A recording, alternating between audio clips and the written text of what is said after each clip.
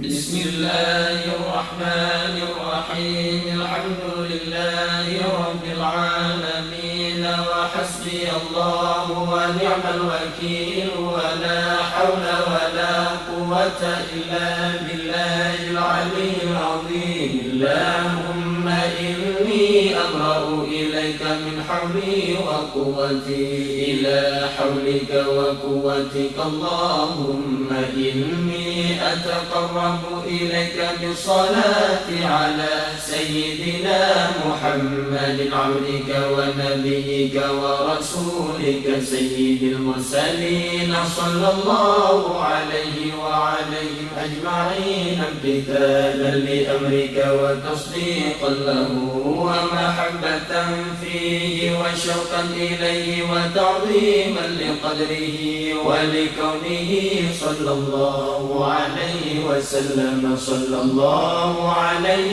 وسلم. أهلا لذلك فتقبلها مني بفضلك، واجعلني من عبادك الصالحين، ووفقني لقراءتها على الدوام بجاهه عندك. وصلى الله على سيدنا محمد وآله وصحبه أجمعين. اللهم إني نويت بصلاتي على النبي صلى الله عليه وسلم، امتثالا لأمرك وتصديقا لنبيك سيدنا محمد صلى الله عليه وسلم، ومحبة فيه وشوقا إليه وتعظيما لقدره ولكونه أهلا لذلك، فتقبلها مني بفضلك وإحسانك، وأزل حجاب الغفلة عن قلبي، واجعلني من عبادك الصالحين. اللهم زده شرفا على شرفه الذي أوليته، وعزا على عزه الذي أعطيته، ونورا على نوره الذي منه خلقته، وأعلي مقامه في مقامات المرسلين، ودرجته في درجات النبيين. وأسألك رضاك ورضاه يا رب العالمين، مع العافية الدائمة والموت على الكتاب والسنة والجماعة، وكلمة الشهادة على حقيقتها بغير تبديل ولا تغيير. واغفر لي ما ذكرته بفضلك وجودك وكرمك يا أرحم الراحمين. وصلى الله على سيدنا محمد وعلى آله وصحبه أجمعين. وصلى الله على سيدنا محمد وآله وصحبه وسلم. إلهي بجاه نبيك سيدنا محمد صلى الله عليه وسلم، عندك ومكانته لديك، ومحبتك له ومحبته لك، وبسر الذي بينك وبينه.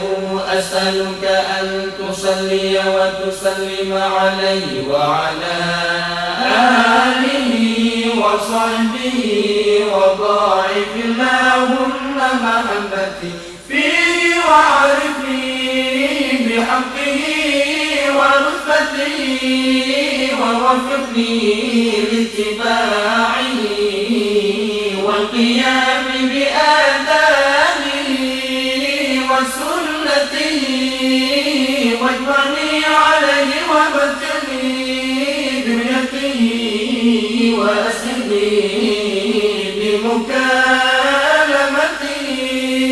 وارفع عني العلائق والعوائق والوسائق والحجاب وشم سمعي معه بلذيذ الخطاب، وهيئني للتلقي منه وأهلني بخدمته، واجعل صلواتي عليه نورا خيرا كاملا مكملا طاهرا مطهرا ماهيا كل ظلم وظلمة وشك وكفر وزور ووزر وجلها سببا للتمحيص ومقر أنال بها على مقام الإخلاص والتخصيص حتى لا يقع في ربانية لغيرك وحتى أصلح لحضرتك وأكون من أهل خصوصيتك مستمسكا بآدابه